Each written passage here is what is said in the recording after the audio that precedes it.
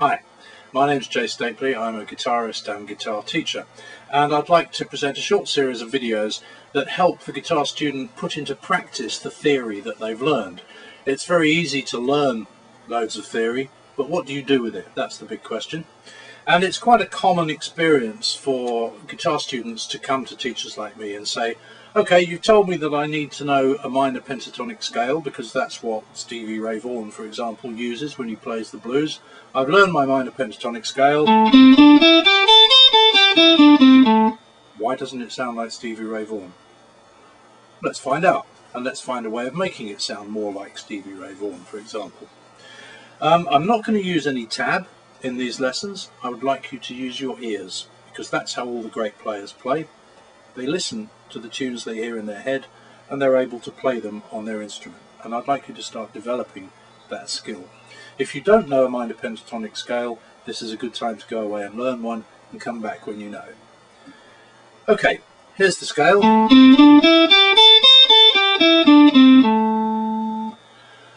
Music is like language, and you can create sentences and phrases by using words, and a scale is like a sentence or a phrase, and the individual notes in the scale are the words in the sentence. Let me take a typical simple English sentence, and I'm going to say it to you in two ways. I am going to the shops to buy some bread. I'm going to the shops to buy some bread. Which way makes more sense? I think the second way, you'll agree. And if you listen to it again, you will hear that not all of the words are the same weight and have the same emphasis. I'm going to the shops to buy some bread. In fact, if I just said going shops bread, you'd know what I meant.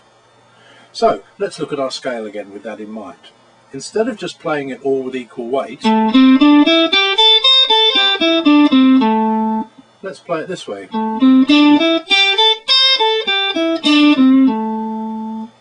Much more musical. It's starting to sound like music. Just like in a language, you choose which words you use. The typical English speaker knows around 2,000 words, but you don't use them all the time, do you? Let's take our sentence again. I am Banana going to the Dunk Truck shops, John, London, to buy some vegetable rice, Arthur, hello, bread, London, buy. Doesn't make sense really, does it? Okay, so we don't always play the whole scale, and it's very common for us tutors to listen to students who sit down and go and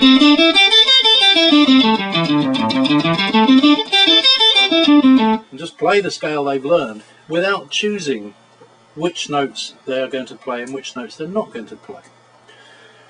So let's take a simple scale fragment, shall we? Let's take E, D, C. How can we make that sound more musical? First of all, we can make not all the notes the same weight. I'm making the D one of the less important notes. And straight away I've given it more musicality.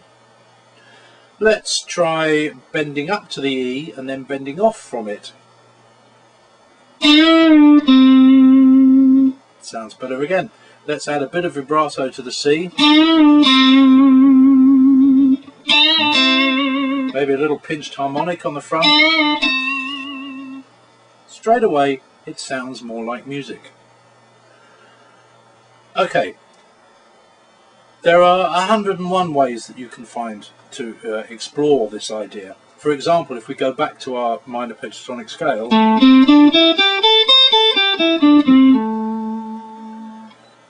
we could try sliding up to notes and bending to notes instead of just playing them dry. So let's try this.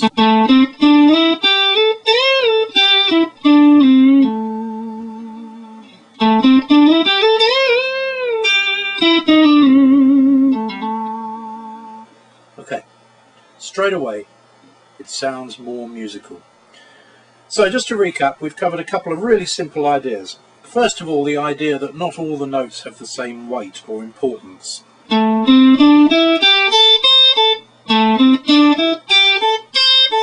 Secondly, the idea that we don't always play all the notes that we know. Let's just take three simple notes. then apply some expression to it, and we've created a much more musical sounding piece of guitar playing. Okay, I hope this has been helpful, and look forward to seeing you next time.